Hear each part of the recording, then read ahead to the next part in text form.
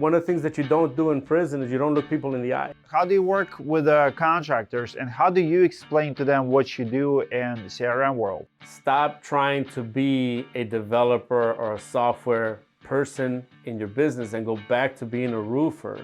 God can make anything happen in one day that you can't make happen in an entire lifetime. You learned the code just by books. You did not have a computer. Hey Mitchell, hold this piece of paper, move over here, and I would tell one of the other guys to move. So I was mimicking moving the stuff, and here they are moving pieces of paper because I was trying to see how the code sequences would run. I'm trying to do what I can to save the business, but at the same time, one day at my door, there's US Marshals there to arrest me.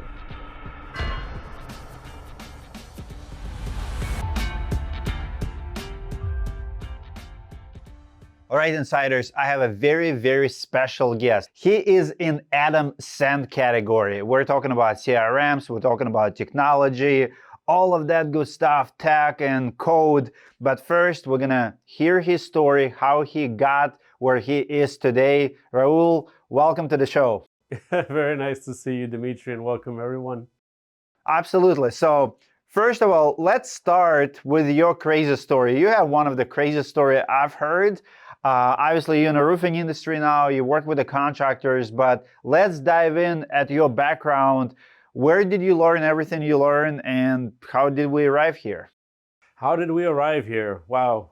I'll try to keep it brief, and you let me know where we obviously can break out some of the parts. Many years ago, when my mother brought us all to the United States, so we have a similar story, and obviously, we're all trying to find a better life for us.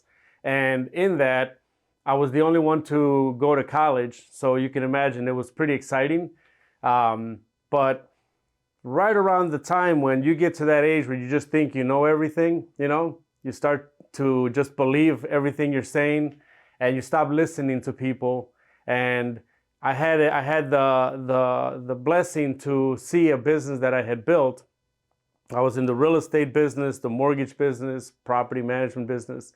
And if you remember in 2007, 2008, right, that crescendo of the market, I based all my analysis on historical real estate. And then when we saw the crash happen, it completely wiped me out in that process. So I want to interrupt you really quick. Talk to me about that dynamic. So your parents brought you to the United States. So they're first generation immigrants. You were born here or you were born elsewhere? I tell everyone I was imported at 6. So, and it's parents, because I always tell everyone, even to this day, my mother is who brought each and every single one of us, working housekeeping. She saved up, and I was one of the last ones to come in because obviously I was the youngest, but I arrived at 6. You arrived at 6. So how important education is for your family or for immigrant mentality? Because if your parents not educated, what do they tell you? Go to school or you're gonna do what I do, right? Right. Or how was it in your case? Yes. In fact, my brothers and sisters were all in the trades. They were either doing labor-related stuff. I was the only one that, because of my college background, I was able to go and get, the office job and that. What did you go to college for? I originally went in for economics, but then the economics also forced me to change to university studies, because what I was trying to do was finish in 3 years instead of 4, because obviously the money was an issue trying to pay for college. And back then there were no, like they have now, the finance or the way the government helps with the loans. There was no such thing back then. So I came out of there with a few loans that I had to pay back. So fast forward, how did it help you to start getting these jobs in real estate and others? And does education help today with those jobs? Well, that's interesting that you say that, because, and even now, people are asking me that. They're like, should I send my kids to college? And I tell everyone, I said, look, college used to be something that you needed. Nowadays, someone can go and get certified, right? For example, in coding or Python and so forth, and they can literally compete with someone on that level. And it really is an amazing thing, because my degree, I never used it, Dmitry. It was supposed to be economics and real estate minor and so forth.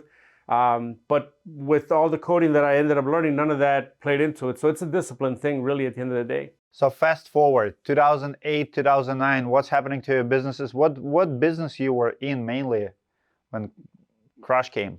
When I came out of college, because my background had been real estate, it became very easy for me to grasp that. But taking you back a little bit, when I was in high school, my teacher, Mrs. Nowicki, she told me that I needed to learn how to type. And at the time, I pushed back and I said, "Well, typing's for girls. You know, boys don't type." And she said, "Well, you're gonna learn to type, or I'm gonna fail you." And before you knew it, at the time, I didn't know I had OCD. So before you knew it, I was typing 120, 130 words a minute. My head got pretty big about it. And she said, "Oh, let's go ahead and enter you in competitions." So I entered competitions, and everybody was laughing at the end because I didn't place first, second, or third. I got a certificate of participation because some guys went in there with special keyboards and stuff. And it just taught me a lesson back then that sometimes you can believe a lot of what what you are capable of, and then you're humbled by the reality that there's always someone better. Why I mention that is because after I finished high school, I got my first job as a general office assistant. And for 4 years, I was typing very complicated documents for a CEO that at the time I had no idea what it was. I was just listening to my music. But 4 years of typing this stuff, it started going into my head. And that's where I learned all this complicated language that nowadays people tell me. They say, when they talk to you, it's kind of hard to talk to you because you're talking these words that most people don't understand. And I said, well, I think that happened years back, and it just kind of became a part of who I am. So. Very interesting. You know who saved me? Steve Jobs. I never learned how to fast type. My teachers also were telling me you have to type and stuff, but I never learned. I created my first email. I was in the first year in university. That's where I got my email. And then I never learned typing. And then phones came about. And now I type super fast with my two thumbs, right? So even if I had a skill to type, I never use computer. I mean, I can type the email and stuff, but this is how we do now. So all the skills of people have been learning for 30, 40 years. Now you can do this. You can talk to your phone. Yeah. It's kind of redundant, but it's interesting how technology saves us. And people hate technology. I love technology. It makes everything easy. If you think about uneducated people, what they can do, they can compete with educating people like yourself who type fast. And now I can speak faster than you type. Times are changing. So what happened next? Well, this is where I appreciate you asking me this and having this interview, because I tell everyone that, again, when you're young, and in the case of my mother doing the best that she could, right, to raise me and raise us, you start to have a little bit of success and you start to forget, where you came from and the basic principles. So here I am, the owner of 3 companies, right? And at the time it was about me. Obviously I'm the successful guy. Don't ask me anything that I already know, or don't tell me anything. As the market was shifting, what I would do is I would help individual real estate buyers pool them to try to buy larger properties. And even though the idea was to bring those individuals together, I can even share with you that I ended up even writing a book, Dmitry. I was trying to pass on the knowledge. I mean, that's why I call the company Knowledge Transfer even to this day, because I'm always trying to. By the way, love that name, Knowledge Transfer. It's genius. Thank you. So the idea was to do that, but when the markets started collapsing and stuff, obviously everything came to a dead stop. And when you have very humble people that are not in that space of these complicated documents and instruments, that's when the rumors start, flying everywhere. And before you knew it, I found myself in a situation where I'm trying to do what I can to save the business, but at the same time, one day at my door, there's U.S. Marshals there to arrest me. And that's when reality really, hits you. What did they arrest you for? The 3 things that they said was securities violations, and at the time I thought that it was because the investors had lost money. not understanding certain things and having your head spinning from all that's happening, I just kind of went with it. And then later on, I realized that I had pled guilty to, which was actually labeled as theft, when in reality, as I later found out, which is why I have one of the books here, the eventual thing was treated as theft of $900,000. And when I learned what had happened, I was actually able to go back and tell the one attorney that helped me a little bit. I said, look, I think I figured out what the scenario is. I said, I still think the security stuff applies, but I think I can prove that I did not take these funds. When they looked into it, they said, you're right. You can prove that the title companies can prove that your commissions were deposited into revenue instead of owner's equity on the books. Well, that may sound great and all. So I said, oh, great. I can prove that then I did not do that. Let's get me out of here. And they said, well, the problem is that you pled guilty, and the problem is that you're a nerd. You like helping people. So, and I said, well, why is that bad? They said, well, the problem is that you've been gaining a lot of good time and you're scheduled for release in a couple months. And they said, if you change your plea, because I pled guilty, I just said, I must have done something. If you change your plea, then you have to stay here, and they're going to basically wipe away, it's like a year of good time, a year and a half that I had earned. So it came down to calling then my wife and saying, hey, listen, I've got two options. I can change my plea and then come on out, or I could just keep my plea, I can change my plea and stay here, or I can keep keep it as is, and I can be released. At the time I had my son, he was, a couple years old. So we made the decision to just come on out. So even to this day, if I try to go and change the plea, I would have to go back and be reprocessed and put back until I can then be bond out and then fight it from that perspective. So I don't know if that was too perspective, but that it's important to share that, because even to this day, I still think about every single one of those persons. People think that you do stuff and time passes. Sometimes you dream about where you were, and then sometimes you think about those folks and you almost relive moments. It doesn't go away. Absolutely. I want to ask my audience really quick about Andy Elliott's story, because this is actually how me and you connected. My audience have split after I interviewed Andy Elliot, because Andy Elliot was prosecuted. He was doing, he has to testify to FBI and stuff, what they did at dealership.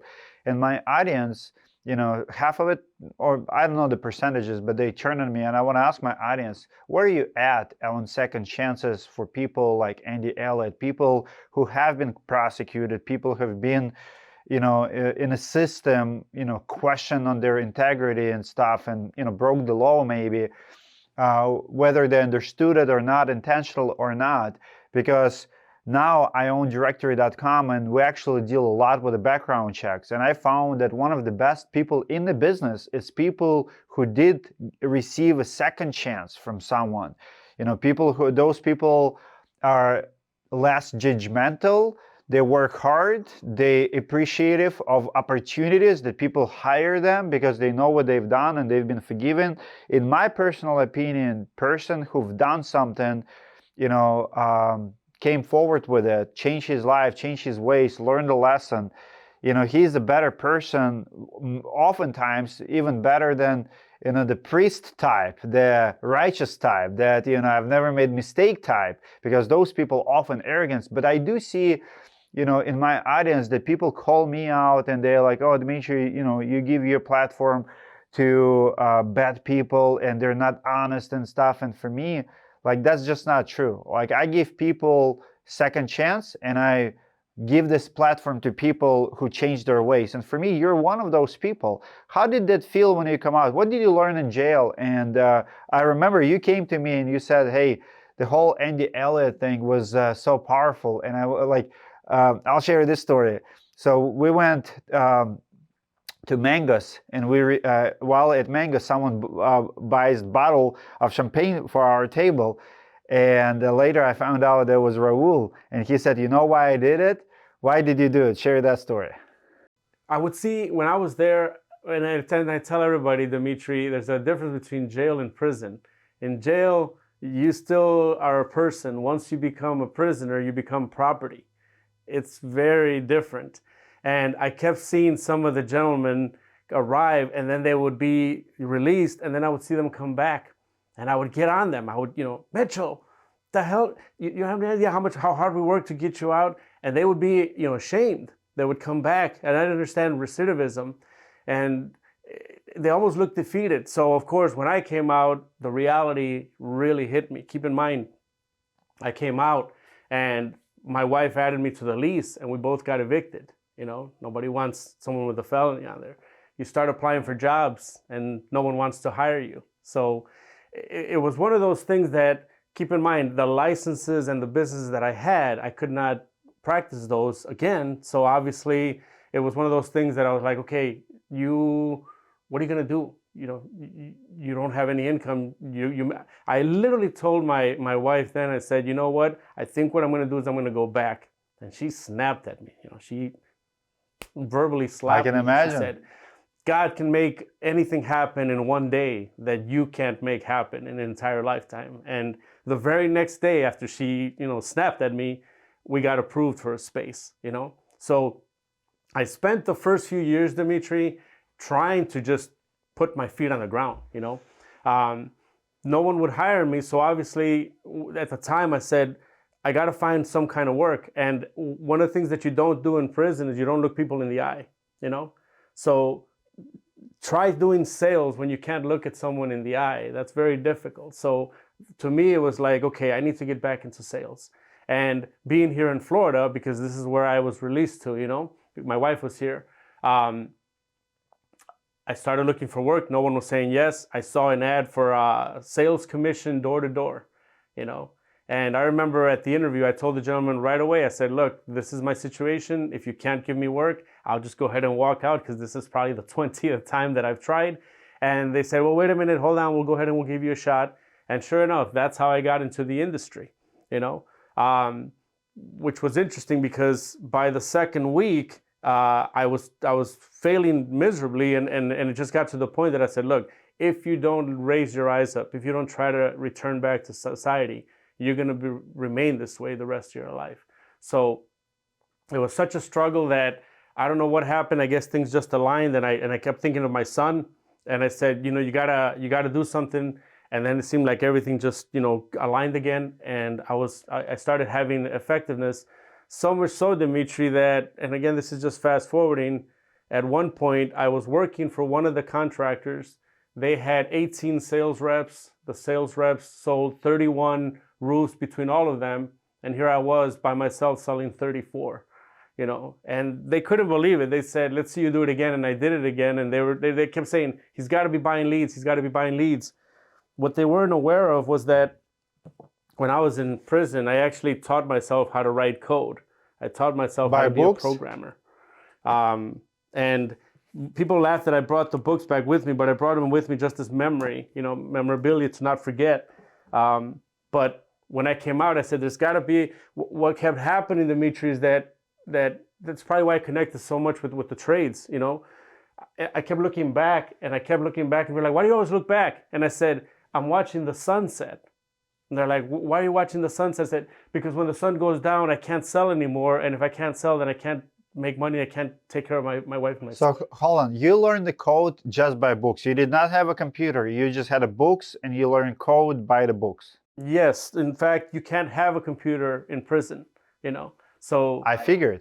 What was funny was that, referring back to Mitchell and some of the guys, they would see me studying these massive books, and sometimes I needed to simulate, assemblies and objects and functions moving, but I didn't have a computer. So I would, I had some of the ramen noodles, that's currency, in prison.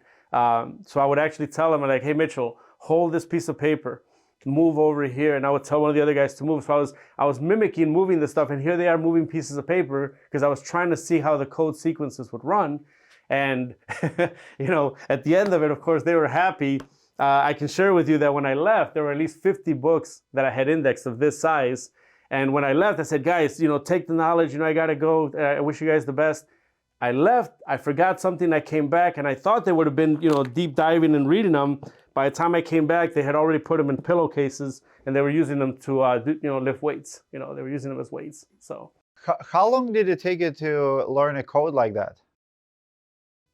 the total time that I ended up being there, Dmitry, was 5 years, 6 months, 14 days, or 7 months, 14 days, if I remember correctly. Like I said, I was. That's more than you spent in college. Yes, yes. So what happened was when I was cleaning things out over there. That's why I have these 3 books here.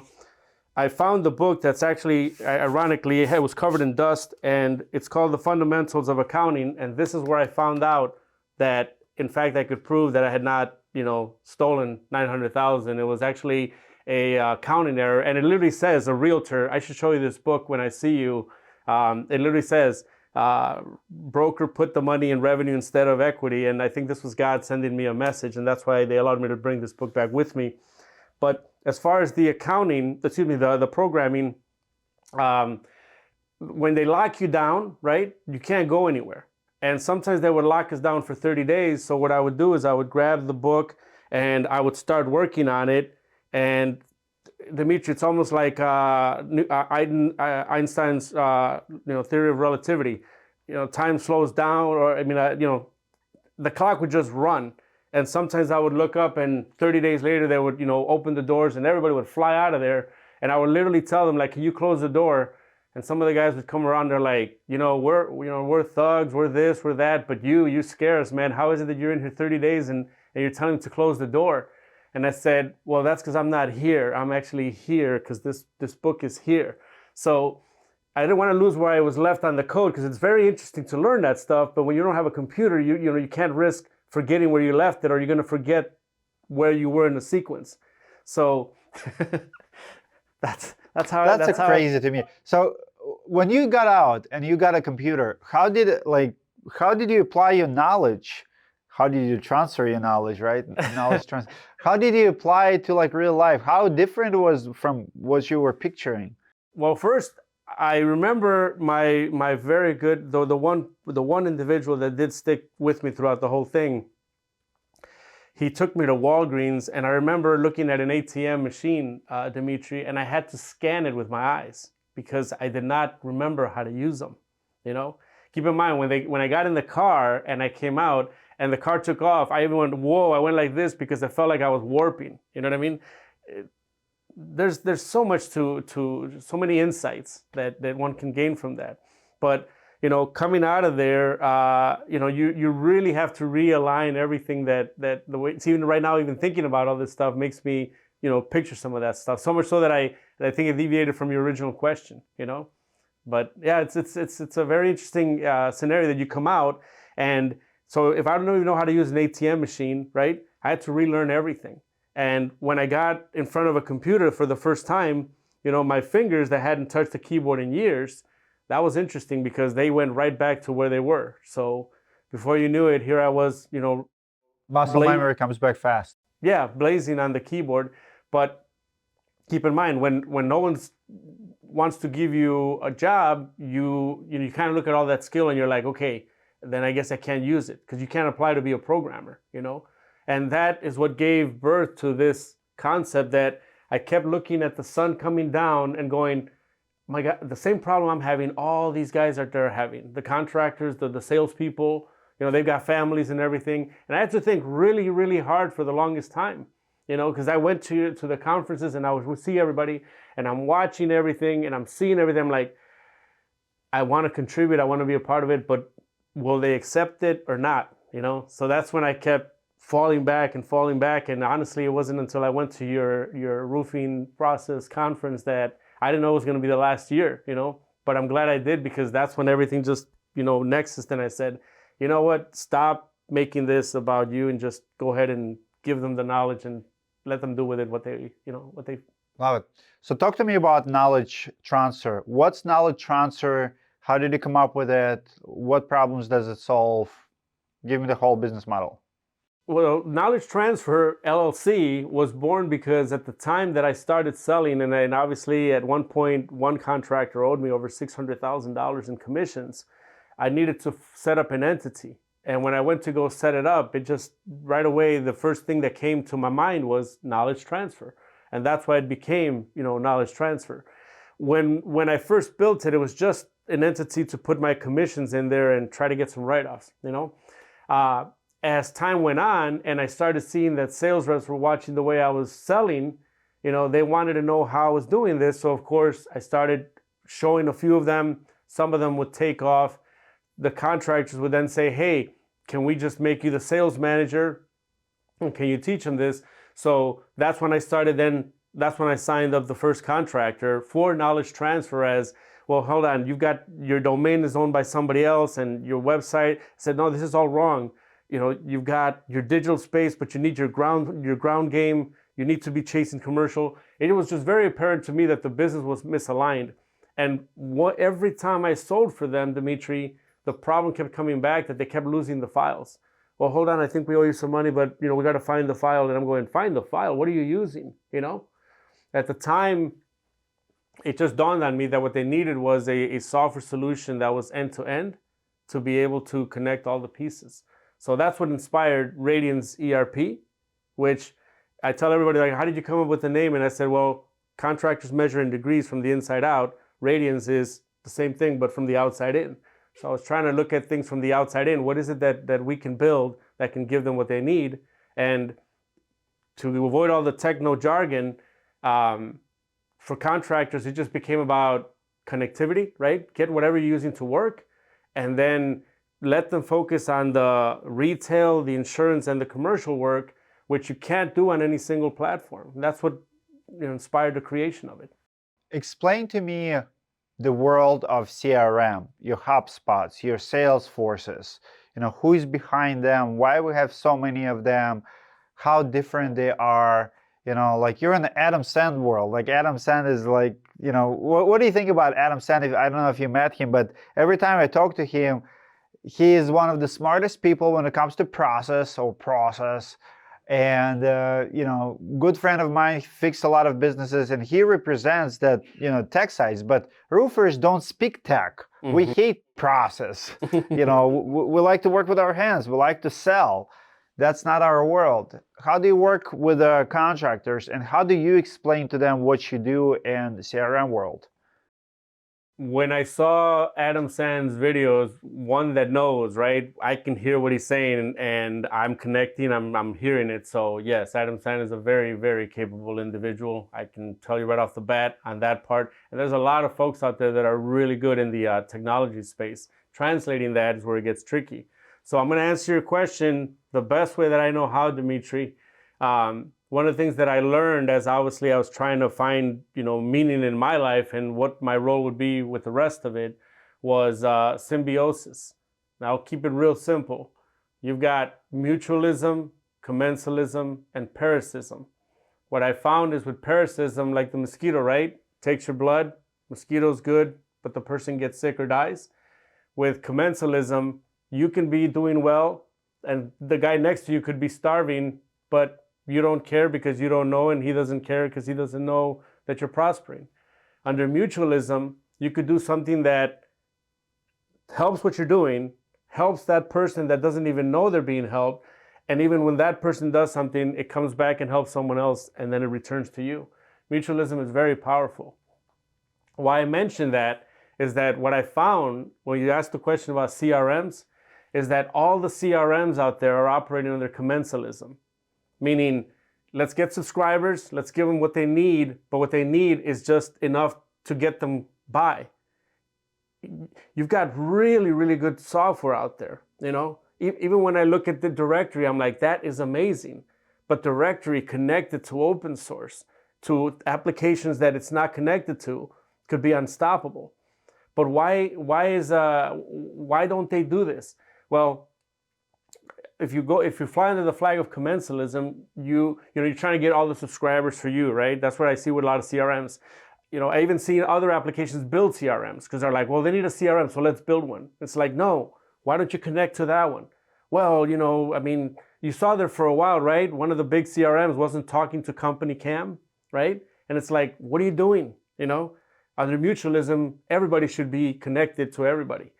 But going back to the question of CRM, a CRM, Dmitry, is nothing more than one app inside an ERP, you know? So if you have an ERP, you can have CRM, you can have, geo, you can have print campaigns, you can have everything you want under the sun. But because in order to make that happen, you have to connect to apps that don't want to connect to you or aren't aware that they can, So the way we did it was we said, we're going to build it, but we're going to build it based on open source so that it can connect to anything and everything.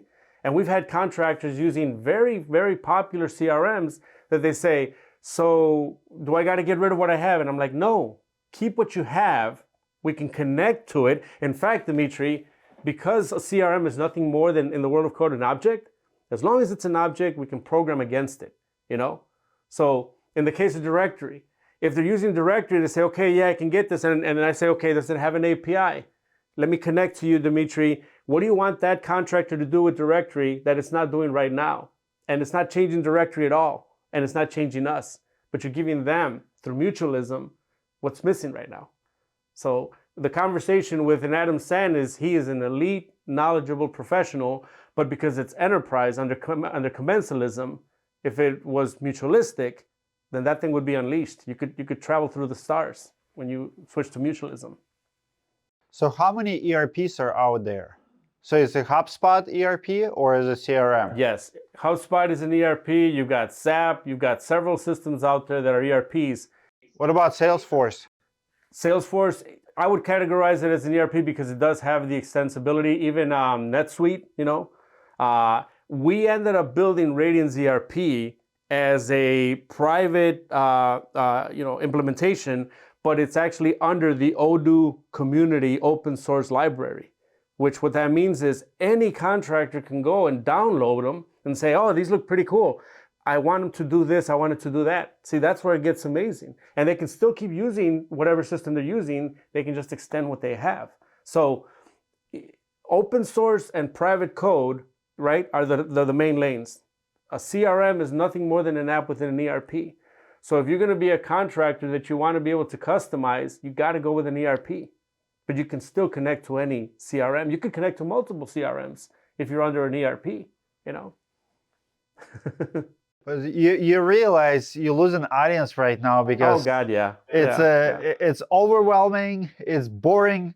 How do you let's talk about this. If contractor today is shopping for a software solution to help his business because his main objection is he doesn't want to write it on a piece of paper. He wants it digital. He wants to usually find his customers, something for accounting, like track his numbers, track his leads, track his sales, communicate with the team. How do you explain to him, what advice would you give someone who is on the market for the software? Yeah. Because there's so many, like every month we have a new CRM right now in the roofing industry. The solution, Dmitry, for every contractor, so we can throw all the tech stuff out of the way, is stop trying to be a developer or a software person in your business and go back to being a roofer and let the technology persons wire things up for you. In other words, I'll give you a real good example. We have a contractor that signed up for this Radian's ERP, right? Very technical, very powerful, unlimited boundaries. You know what he said? He says, I just want my crews to know where they got to go. So I said, okay, what does that look like? Well, first of all, Jose only speaks Spanish. I'm like, okay, got it, Spanish. What do you want? That when he opens it, he sees the job address, and then he can upload photos and put his notes. I'm like, okay, team, let's build the cruise module for him. So we built it, attached it, and gave it to him, And he's like, oh, wow, this is so cool. And I'm like, yeah. And, if somebody else needs it, we can give it to them as well. But you buy a standard CRM system, and you may not have that, flexibility. So again, throw away all the technology and just say, what is it that a contractor, because you're unique, Dmitry, right? When you own your roofing company, right? You can talk to guys all day long, right? They can do things a certain way. Andy Elliot can run his company a certain way, right? With his culture. But you run Roofing Insights different. There's nothing identical about any two businesses or any two persons. So why is everyone using the exact same system? You see what I'm saying? That's the limitation with standard CRMs. But also I'm gonna push back a little bit. But we also cannot, if we have millions of businesses out there, millions of businesses cannot have millions of CRMs. When do you buy existing CRM, and where do you buy it or build it for yourself? When is companies ready to build their own? Because I see bigger players, and by bigger I mean like 10 million plus, start developing their own CRMs and selling it back to the market. Great question, and thank you for asking that, because it's at the pinnacle of where everything goes, right? Like when I mentioned the sun going down, where does the day end? I can tell you that out of the, in the United States, there's 50,000, 100,000 roofing companies, right? In the US, 10 probably need a custom CRM, that they really need to build it, that we're talking market makers, okay? Everyone else can use what is out there, and that's what I'm saying. You can standardize and say, okay, we're gonna use this one, we're gonna use that one. But that last leg of customization that none of them do is really what they need. Now, if you're a small contractor with a truck and 2, 3 people, 5 people in the office, what you need is, you may wanna go in this case and download the free stuff, right? Use it, and then as you're growing and you have the money for it, then you start moving up to a system that you pay for, and then you ask it to be customized. And if God willing, you become one of those top 10 elite that are out there to say, yeah, we are the market makers in this industry, then they would build a custom one. Too much money is being spent building. How many roofers, in your estimation, how many roofers don't have any CRM? Is it 50% of the market, 60% of the market? Out of all the roofers there, how many still don't have a software, still do paper stuff? I would say you're following the 80-20 rule. You got 20% using them effectively, you got 80% not using them effectively, and in that 80% bucket, I can guarantee you that there's a good amount of them right now still using file cabinets, Really? manila folders to do their jobs. Yeah, it's incredible. Let's talk about the mindset of the contractor. Why are we not using our full potential? I have this theory that even for myself, like I'm working like maybe 5% of what I can be, like with everything, like sports, productivity. I know what I should be doing, but I'm just not doing it. Or, I never reach my full potential. And for roofers, we have all these tools. We could do all of the follow-up, like lead generation, the management, all the skills, all the software we have. And when you start consulting with people, you will understand very quickly that almost everything they touch, doesn't get used to the full potential. Like their QuickBooks is mess, their CRM is mess, their Facebook account is mess, their marketing efforts, like everything is like they're touching, but they're not perfecting. Why is that? What I realized, remember, when you spend a lot of time alone, you end up, right? Yeah. There's a lot of stuff that starts to make sense. I call it, it's almost like the inverted, the diamond here, right? It's the inverse. We spend, Dmitry, 65% of our life hours in entertainment. Then we apply some of that, say 20% to information. Then some of that gets squeezed out and becomes knowledge. And then if you're fortunate, you'll end up with 1% wisdom in your life. If you can reduce the amount of time you spend on entertainment and make the information portion larger, you end up with more knowledge and more wisdom. So when we see all this technology out there, right, and it gets overwhelming, people say, oh yeah, that's complicated and so forth. But yet I see that person literally almost religiously dedicating 10, 15 hours to the sports team that they're following, right? It's like you're just misallocating. You're investing your life hours in the wrong space. I couldn't believe that I learned to code, with a book in front of me for months and days and hours. But what I was doing, Dmitry, because there was no entertainment, right? Most guys would watch their TV sets.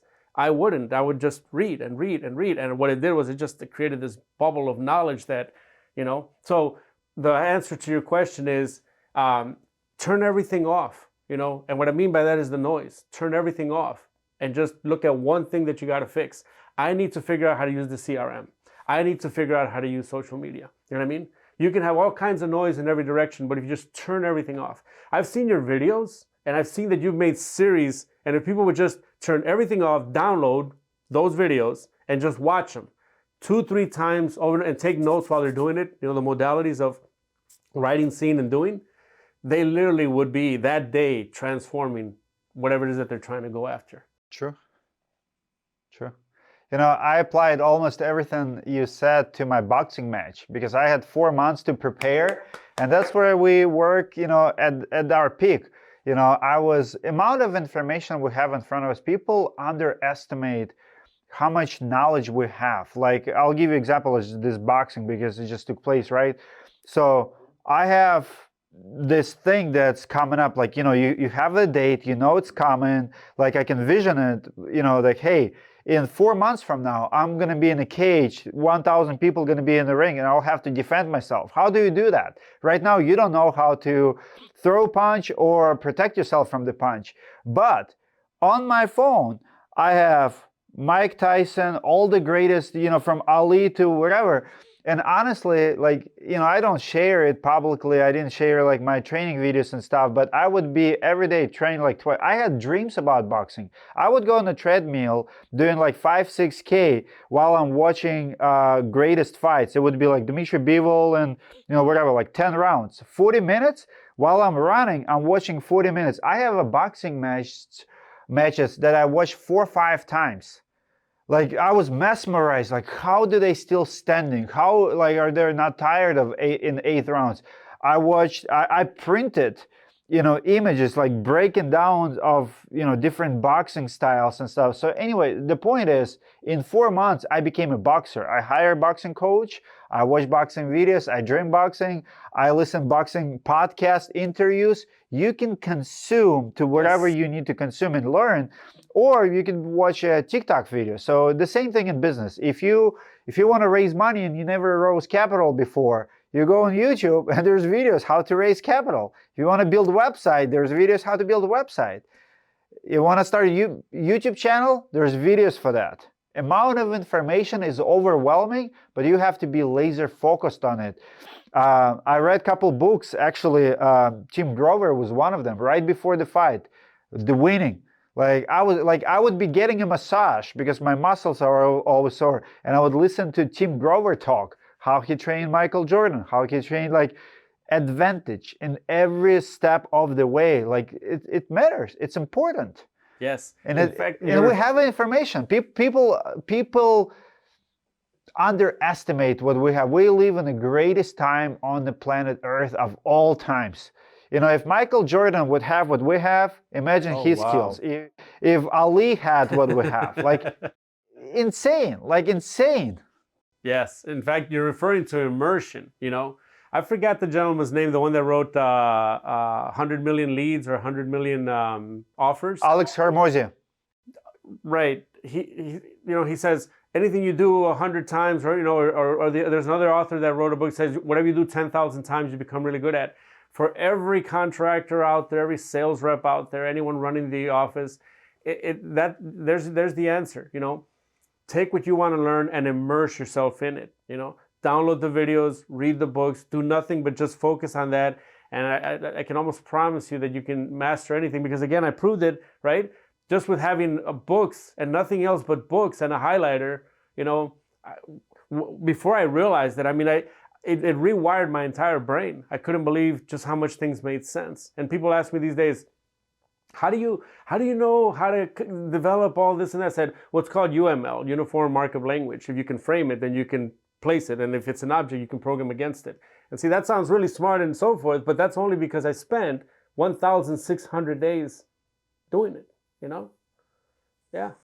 Could it be that contractors are not perfecting something like CRMs or their process because they don't understand the value? They don't understand what it really brings to them, to their business, because they can relate to the sale. If you put me in front of the homeowner, I know that, if for 10 opportunities, I will have 5 sales and it converts into, deposits to my banking account, right? But I feel like entering the data in a CRM, creating a task for your team member, that does not convert What problems do you explain that your software, knowledge transfer or any other really solves? Why would contractor spend time not watching TikTok videos or entertainment and spending time with their CRM? Explain to them what problem CRM fix for the business. Yes. What preserves a marriage, right? Frequency, right? Hi, honey, hug, kiss, attention, right? Frequency. That's the part that I see that's not happening. People say, yeah, we got to go get 10 contracts signed, and you convince 10 homeowners to sign, and then you make the CRM about getting the job done. And it's like, whoa, back up. You got 10 homeowners to trust you. You got 10 homeowners to hand you $30,000 checks. Do you think that homeowner doesn't know people? You think that homeowner, they have a life, they have a story. Have you told them that today your truck broke down, or that your business is growing, or that you hired someone new, or that someone in your company had a baby, or that their subdivision, has a new school that's opening? You're not leveraging those relationships. And people always say, well, I have no idea what to post about. I have no idea what else to offer. It's like they're buying you, So share that frequency. It's, in my opinion, Dmitry, that's why everybody, became endeared and loves you, because they're like, Dmitry's there all the time. You're giving them frequency. So the contractor out there that says, how do I bring all this together? How do I make all this work? It's take a look at your business. If you've done one roof and you've done it right, and you're not talking to that homeowner for the rest of their life, keeping them updated and keeping that relationship, then you are going to always go and find a new customer. The hunt will never end. And that's why contractors, I see them spending sometimes 30 cents on a dollar on acquisition marketing. I need more customers, I need more leads. Like, no, you need to go back to the ones that you took care of. Set up retention marketing, set up frequency of communication, and go back to those people and say, hey, all 700 of you gave me your trust. I don't forget, let's what else can we do with this? You'd be surprised. They'll come to you and they'll ask, well, do you recommend the realtor? Do you recommend the landscaper? We hired this other gutter company. You mind letting us know what you think? If you have that relationship, that's great. But how many guys do the job, walk away, right? Walking away from trust. Now they got to go start all over again. It's the craziest thing. Absolutely. Let's talk about criticism of CRM. They're all fix similar problems, but yet every single one of them have a lot of living traffic. A lot of contractors leave them. Like, I see the contractors say, oh, Job News did not work out for me. IQ didn't work out for me. HubSpot didn't work out for me. So they jump from one to another. What the main problems that CRMs have? Why it doesn't work for so many contractors? So why so often CRMs don't work? Like, why contractors try them and say, oh, I couldn't figure it out, it didn't fix my problems? It goes back to what we talked about. Watch this. If a developer builds a CRM, right? And they say, well, these are the stages, right? Roofing is A, B, C, D. If you own a roofing company, right? You look at that and you go, no, it's not A, B, C, D, it's A, D, C, F, So right away, you don't agree with the way that CRM is doing the flow. You don't agree with the way the template's being sent, or you don't agree with the way it wants you to adapt to it, And that's where the pushback begins. Because even I myself see it all the time. I hear contractors saying, yeah, we're looking for a new CRM. They're telling me they're looking for a new CRM, but they don't go and tell their CRM provider, look, this is why I'm leaving you. Or if they have told them, the CRM company says, okay, well, we're just going to go get another one. And see, there's the same thing like with the contractor and just go get another customer. You got this person's trust. How can you nurture that? So when the contractor says, yeah, this CRM doesn't do what I need it to do, it gets back to that connectivity problem that we talk about. So let's do a metaphor here. When a contractor says, for all your roofing needs, right?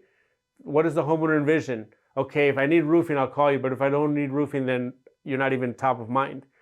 When CRMs say, for all your CRM needs, it's the same problem. Okay, well, if it doesn't do what I need, then I got to go somewhere else. What it really should be about, for all your integration needs, how do you see the CRM in your business? But that's, like I said, goes back to commensalism.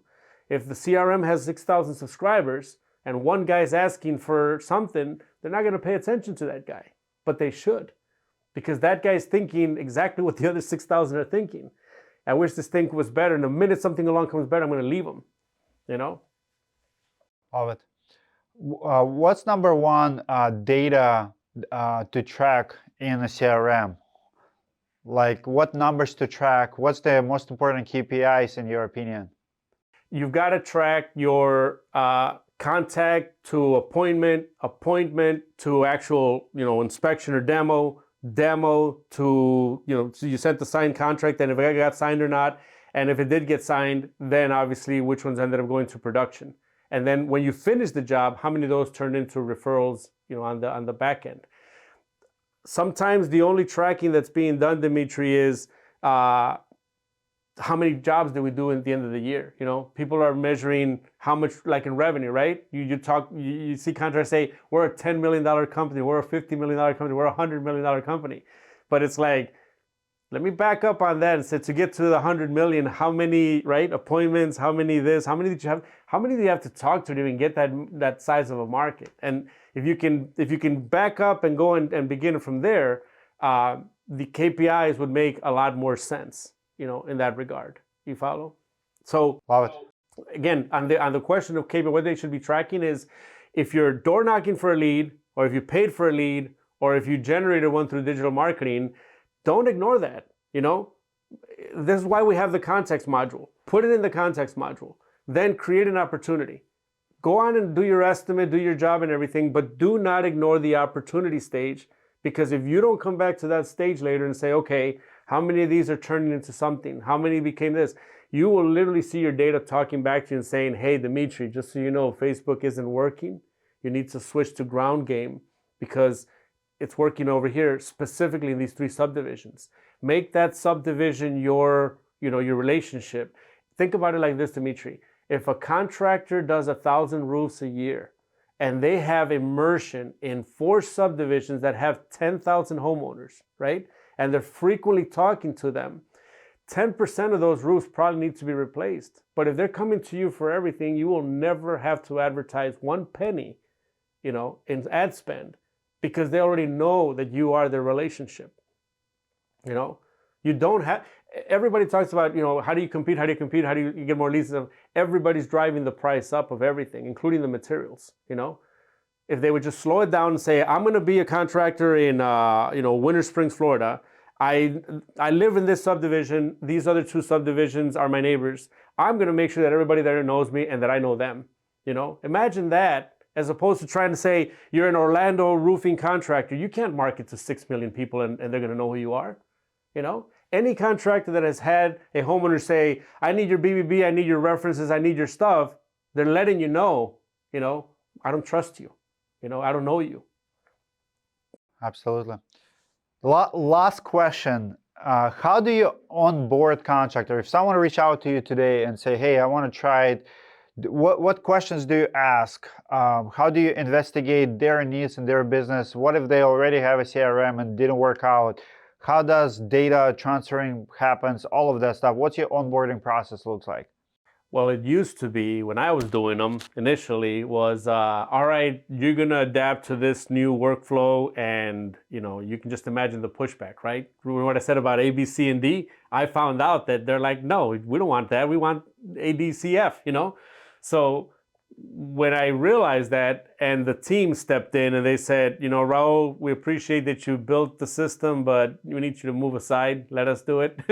And I said, okay, I'll get out of the way. What they do is they talk to the contractor and they say, what do you need to happen right now? Well, I've built 300 roofs. Okay, well, let's go ahead and import those 300 homeowners and let's start setting up campaigns so you can establish retention relationship.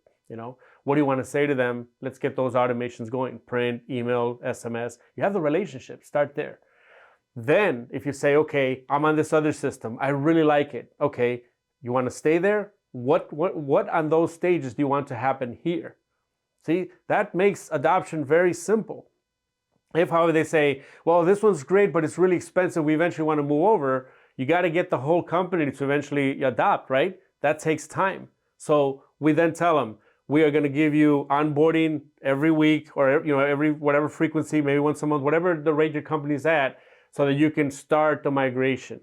Because even though all CRMs allow you to do a free trial and just turn it on, right? The company, this is the one thing I tell everybody. It's not that AI is a threat. It's not that new technologies are the problem. The problem is the rate of adoption, the rate of change is too slow. So if you can tell the contractor, what do you want it to do right now? What's your pain factor? You need to generate more leads from the business that you have. Let's start there. You want to bring your team into it? Let's bring them in slowly. You want to keep what you have so it doesn't, affect your moving airplane? Let's do it there. So we really are listening now, and again, it's thanks to the team, because I tell everybody, knowledge transfer is not me, it's us. They step in and they ask them, what would you like it to do? What do you need it to do? Because some guys are trying to stay afloat out there. Awesome. How do they find you? What's your website? How do they connect with you? How do they request a demo? We set up a demo. We have radiancerp.com where someone can schedule a demo. And then, of course, they can go to our website, knowledgetransferllc.com. Either one of them, anyone can schedule a demo from either one of those two. And we also have our link tree, /@ktransferllc. They can find our videos. We have a channel on YouTube that is nowhere near the massive media machine that you have, Dmitry, but I'm trying. I'm trying to share some of the data, and I'm asking all the contractors to tell us, what do you need? What do you need more videos of? I'm trying to make simple, or at least explain all the send platforms, all the technologies that are out there, because even though it's boring, like we agree on, right? You got to know how to use the tools effectively, whether it's a competing system or it's our system. Either way, you need to get that thing over the line and you need to immerse yourself. So if the videos we're making helps them, great. If you need more details, let us know. I love, filling up this board with stuff, even though it's exciting to me and it may be very boring for everyone else. Love it. Guys, comment below, what's your biggest struggle with the CRMs? Recently, we've been covering a lot of CRM news. You have JobNimbus acquiring SummaQuote, and I read comments and I see the struggle. I see so many people are pissed about stupid things, and some people say, well, this is not good, that is not good, this is too expensive. Comment below. I read all of my comments. I do pass that feedback to my guests and to future guests who are experts in those fields, and CRM is going to be here for good because every business needs a CRM. If you're not using it, I want to know why you're not using CRM, why you never sign up for anything, and why you still use your file cabinets. But if you use one and you're happy with it, comment below, or if you have a major problem. Thank you, Raul, for sharing your story. Thank you for building another amazing product for the industry. Appreciate you guys. Give it a like if you got any value out of this episode. I'll see you in the next video.